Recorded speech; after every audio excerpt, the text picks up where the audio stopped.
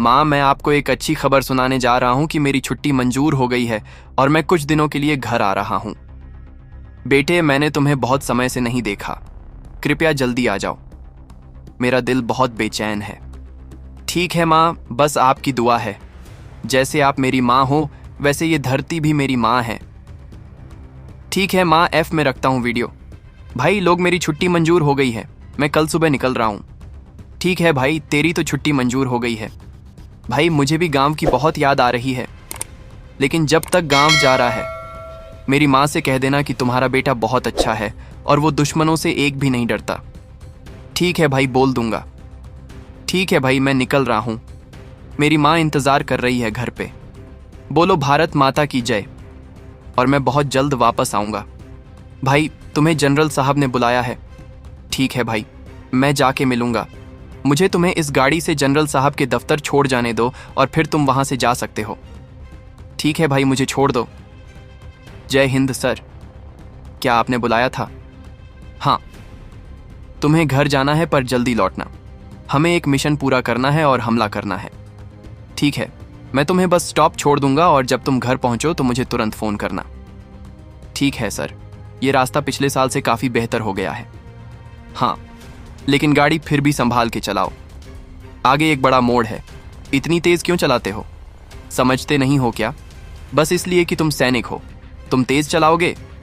देखो, मैं तेज़ नहीं चला रहा था, मैं धीरे चल रहा था।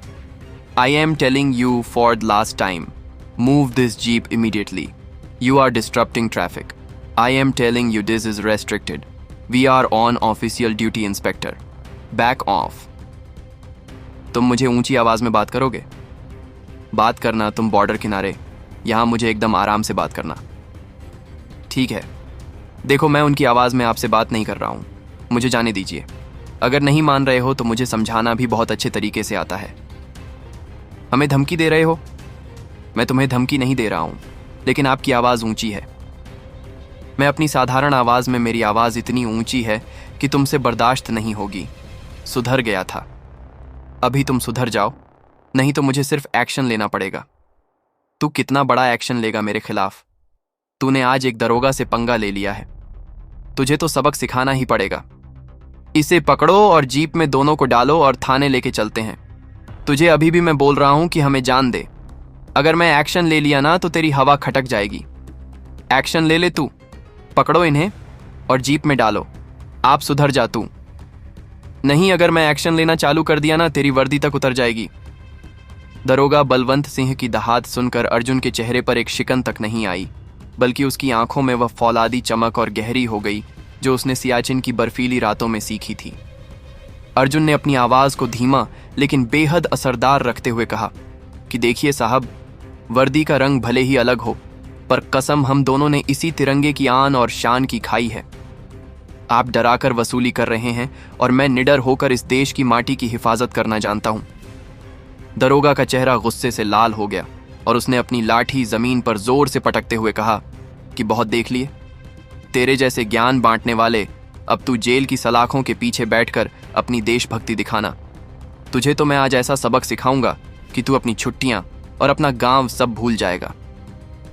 अर्जुन को जब जबरदस्ती पकड़ डज कर पुलिस की जीप में बिठाया जा रहा था, तब उसकी आंखों के सामने अपनी बूढ़ी माँ का वह मासूम चेहरा घूम गया जो सुबह से घर की चौखट पर आंखें बिछाए बैठी होगी। माँ ने सोचा होगा कि उसका लाल बस से उतरकर बस गली के मोड़ तक पहुंच ही गया होगा। उसने चलते वक्त माँ से वादा किया था कि वह रास्ते भर अपना हालचाल बताता रहेगा, पर यहाँ तो कानून के रखवाले ही लुटेरे बनकर राह रोक रहे थे। थाने के भीतर का माहौल बहुत ही घुटन भरा था। दरोगा ने अर्जुन को एक तंग और अंधेरी काल कोठरी में धकेल दिया और ताला मारते हुए बद्दे ही नीच स्वर में बोला कि यहाँ तेरी सुनने वाला कोई नहीं है। यहाँ मेरी लाठी ही मेरा कानून है और मेरी मर्जी ही सबकी किस्मत। अर्जुन कोठरी की ठंडी दीवार के सहारे बैठकर अपनी माँ की ममता के बारे में सोचने लगा। उधर गांव के छोटे से घर में माँ का दिल किसी अनहोनी की आशंका से बार बार बैठ रहा था। वह बार बार तुलसी के पास जल रहे दिए की लौ को देख रही थी और अपनी कांपती हुई उंगलियों से भगवान की तस्वीर को छूकर अपने बेटे की सलामती की दुआ मांग रही थी। माँ को यह अंदाजा भी नहीं था कि जिस बेटे को उसने सरहद पर दुश्मनों की गोलियों का सामना करने के लिए भेजा था, उसे अपने ही देश की पुलिस ने एक भ्रष्ट खेल का हिस्सा बनाकर बंदी बना लिया है। यहाँ सब ठीक है। उधर छावनी में जब कैप्टन साहब ने अर्जुन को फोन लगाया और उसका नंबर बार बार बंद आने लगा तो उनकी बेचैनी की कोई सीमा ना रही। उन्होंने तुरंत अपने खुफिया तंत्र को सक्रिय किया और उन्हें उस वायरल वीडियो के बारे में पता चला जो अब तक पूरे इलाके में सनसनी मचा चुका था। वीडियो में दरोगा बलवंत सिंह सरेआम एक वर्दीधारी सैनिक को अपमानित कर रहा था।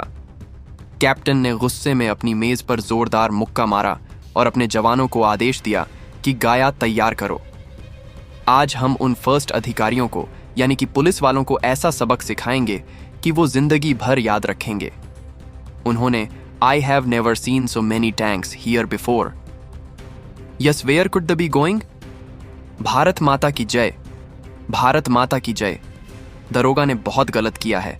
लोगों ने कुछ फौजी को क्यों बदतमीजी किया? भारत माता की जय।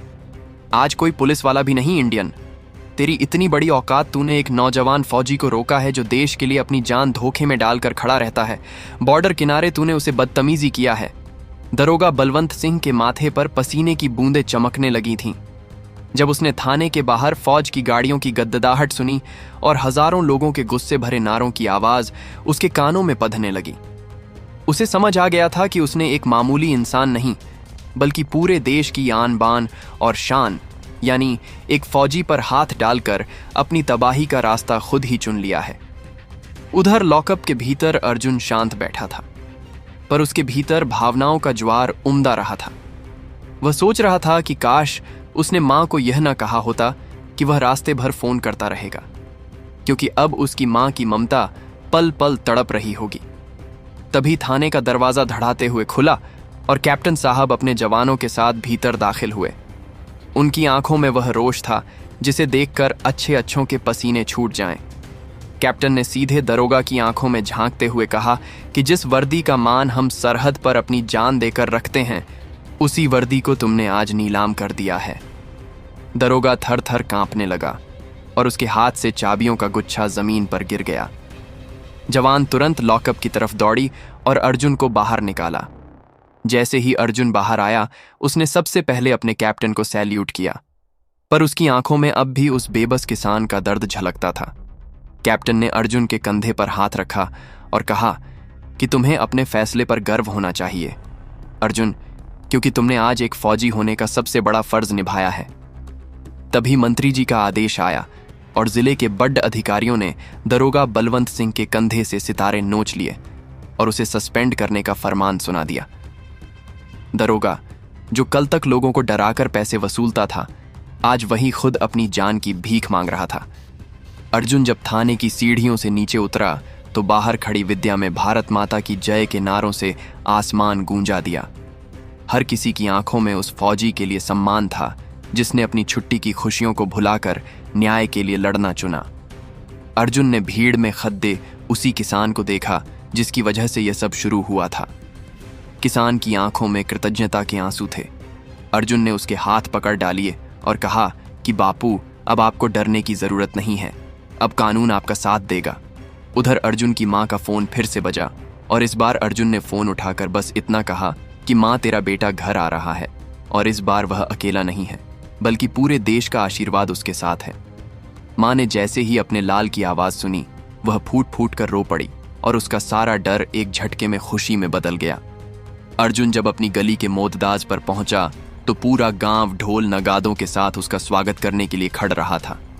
मां ने जैसे ही अपने बेटे को देखा, वह भाग कर आई और उसे अपने सीने से लगा लिया। अर्जुन की वर्दी मां के आंसुओं से भीग गई थी, पर वह पल दुनिया के सबसे खूबसूरत सुकून का पल था। अर्जुन की मां ने जब उसे अपने कलेजे से लगाया तो जैसे पूरी दुनिया का सुकून उस छोटे से आंगन में सिमट आया। मां की सिसकियां थमने का नाम नहीं ले रही थीं और वह बार बार अर्जुन के चेहरे को निहारते हुए उसकी नजर उतार रही थी। गांव की औरतें और बुजुर्ग सभी उस दृश्य को देखकर भावुक हो रहे थे, क्योंकि सब जानते थे कि आज अर्जुन ने केवल अपनी मां का नहीं बल्कि पूरे भारतवर्ष की हर उस मां का मान बढ़ाया है जो अपने बेटे को सरहद पर भेजती है। उसी समय वह किसान अपनी पोटली लेकर अर्जुन के पास आया और रोते हुए उसके पैरों में गिरने लगा। अर्जुन ने झट से उसे थाम लिया और कहा कि बापू, एक बेटा अपनी जमीन और अपने लोगों के हक के लिए ना लड़े तो उसकी वर्दी पर कलंक है। उस रात पूरे